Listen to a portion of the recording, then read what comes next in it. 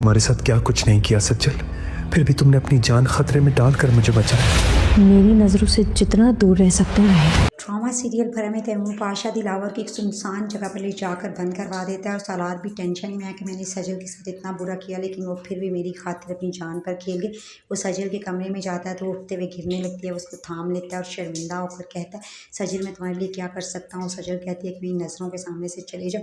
इतने में ताबिश आ जाता है, वो कहता है सालार तुम यहाँ क्या कर रहे हो, और सजल को कमज़ोर मत समझना, मैं उसके साथ हूँ। सालार अपने घर में टेंशन में टहल रहा होता है कि रिमशा देख कर आ जाती है और कहती है कि किसके ख्यालों में घूमूं, और पता है ना कि हमारा रिश्ता होने वाला है और मैं वैसे भी तुम्हें चाहती हूँ। सालार उससे कहता है कि अगर चाहने की बात है तो मैं तुम्हारी और अपने दरमियान कोई भी रिश्ता बनाना नहीं चाहता हूँ। तैमूर पाशा भी परेशानी में होता है और अर्जुमन को देखकर अलीज़े का हाल पूछता है, तो अर्जुमन तंजिया कहती है कि शुक्र है तुम्हें याद है कि रिमशा के अलावा भी कोई तुम्हारी बेटी है।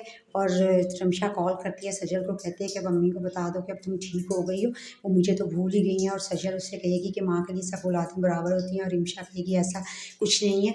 और राबिया उसे समझाएगी कि रिमशा तुम शादी करके उसके साथ खुश नहीं रहोगी सालार के साथ। तो इस पर रिमशा कहेगी कि आप मुझ पर छोड़ दें, मुझ पर भरोसा रखें, मैं सब ठीक कर लूँगी। और सालार अपने दोस्त उमर के पास जाता है, उससे कहता है कि अब मुझे सजल से सच्ची मोहब्बत हो गई है। और इस पर उमर उससे कहता है कि अब वो तुम्हारा यकीन कैसे करेगी। आप भी कमेंट बॉक्स में अपनी राय दें।